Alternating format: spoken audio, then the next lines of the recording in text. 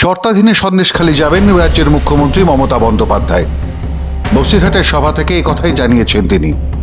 শর্তটি কি? শর্তটা হলো বসিরহাট কেন্দ্র থেকে যদি তৃণমূল কংগ্রেস প্রার্থী হাজি নুরুল জেতেন তবেই নাকি সন্দেশখালী যাবেন মমতা বন্দ্যোপাধ্যায়। বসিরহাটে হাজি নুরুল যেদিন জিতবে তার কয়েকদিনের মধ্যে আমার প্রথম ভিজিট এবার সন্দেশখালী হবে। তার কারণ আমি আপনাদের দেখতে যাব। হঠাৎ এমন শর্ত আরোপ কেন রাজ্যের মুখ্যমন্ত্রীর? মুখ্যমন্ত্রীর বাড়ি কালীঘাট থেকে সন্দেশখালীর দূরত্ব কতটুকুই বা দূরত্ব তা রাজ্য সরকারের সদর দফতর থেকে এবছরের জানুয়ারি, যে সময় রাজ্যের সবচেয়ে বড় উপদ্রুত অঞ্চলের নাম ছিল সন্দেশখালী, সেই সন্দেশখালীর অত্যাচারিত মা বোন মহিলারা যখন আন্দোলন শুরু করেছিলেন তৃণমূল কংগ্রেসের নেতা সন্দেশখালীর মাফিয়া শেখ শাহজাহানের বিরুদ্ধে, তখনই তারা প্রশ্ন তুলেছিলেন কেন আসছেন না রাজ্যের মহিলা মুখ্যমন্ত্রী, যাকে তারা বলতে পারবেন তৃণমূল নেতা শেখ শাহজাহানের বিঘের পর বিঘে জমি হাতানোর কথা, কাজ কেড়ে নেওয়া, 100 দিনের টাকা গায়েব করে দেওয়া, আবাস যোজনার ঘরের টাকা হাফিজ করে দেওয়া, শাহজাহান, শিবু হাজরা, উত্তম সর্দারদের নারী নির্যাতনের কুৎসিত কাহিনী। ধরতে পারে না মহিলাদের, এখন চুপ করুন, এনা সাকানি ছাড়িনি কইরা ঘুমটাতে বসে থাকুন, তবে মমতার পুলিশ চুপ করবে। মমতা 1000 টাকা 500 টাকা দিয়ে আর মহিলাদের বলছে চুপ করুন, চুপ করুন। না মস্তান বসেছে, মস্তান সাকা চুরি করে আপনারা বসে থাকুন আর আমাদের পুলিশের দায়িত্বটা দিন, পুলিশের দায়িত্বটা দিন। এতদিন সাধারণ শেখের খুঁজে বের করতাম না, সে সময় মুখ্যমন্ত্রী কর্ণপাত করেননি, বরং তৃণমূল কংগ্রেস নেতা সন্দেশখালীর মাফিয়া শেখ শাহজাহানের কীর্তিকলাপ আড়াল করতে পাঠিয়েছিলেন রাজ্যের পুলিশ প্রধানকে, ডিজি রাজীব কুমার সুপ্রতিম সরকারদের, যাদের ওপর দায়িত্ব ছিল শাহজাহানের কুকীর্তির প্রমাণ লোপাটে। স্থানীয় থানা হুমকি দিচ্ছিল আন্দোলনকারীদের আর সংবাদ মাধ্যমকে, আর তৃণমূল নেতারা ঘুরছিলেন টাকার থলি নিয়ে যাতে মুখ বন্ধ করা যায় আন্দোলনকারী মা বোনেদের। সেদিন মুখ্যমন্ত্রীর মনে হয়নি সন্দেশখালী যাওয়ার কথা, আজ হঠাৎ মনে হচ্ছে কেন? তার জবাব অবশ্য নিজেই দিয়েছেন, নির্বাচন এলে সব জায়গায় যেতে হয় ভোট ভিক্ষা করতে, তাই তিনি সন্দেশখালীতেও যাবেন। ইলেকশনের সময় সবাই আশা করে তার জায়গাটা যেন আমি যাই, আমি নিশ্চয়ই সব জায়গায় যাব। যেমন কিছুদিন আগে আমি হিঙ্গলগঞ্জ ঘুরেও এসেছি, আমি নিশ্চয়ই সব জায়গায় যাব। আমি আপনাদের ওখানেও যাব, সন্দেশখালীও যাব, টাকিতেও কয়েকদিন আগে এসেছিলাম।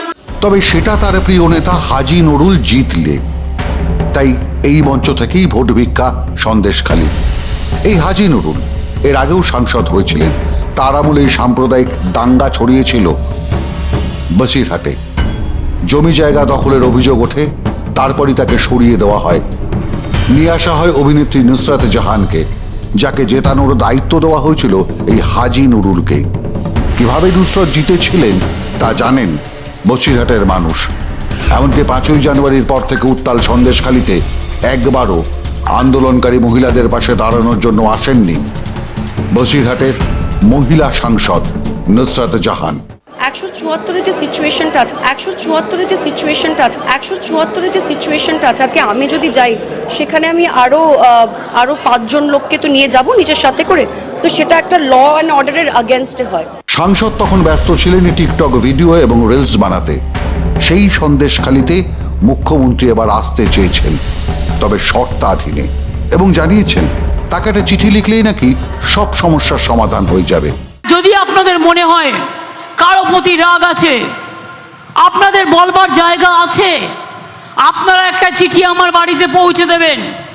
আমি একদিন হোক 2 দিন হোক, এখন ধরুন ইলেকশন চলছে, কদিন বিজি আছি, আমি ঠিক দেখে নেব চিঠিটা কি লেখা হয়েছে, আর্জেন্ট হলে করে দেবো। আমার এখানে লক্ষ লক্ষ চিঠি আসে, সবটা যে করতে পারি তা তো আমি বলবো না, কিন্তু 99% যেটা করার হয়, যেটা করতে পারি সেটুকু করে দিই। সন্দেশখালীতে শাসক দলের কর্মী নেতারা আছেন, যাদের বিরুদ্ধে মূল অভিযোগ, আছেন প্রশাসনের পুলিশ বাহিনী, থানা, ওসি, ভিলেজ পুলিশ থেকে সিভিক ভলেন্টিয়াররা। তাদের মাধ্যমে তো মুখ্যমন্ত্রী জেনেছিলেন সংবাদ মাধ্যমের প্রতিদিনের খবরে। তবু তার হেলিকপ্টার নামেনি তার ভাষায় এই দুর্গম দ্বীপাঞ্চল সন্দেশখালিতে। আর এখন মুখ্যমন্ত্রী বলছেন তিনি সন্দেশখালিতে যাবেন, তবে শর্ত আছে।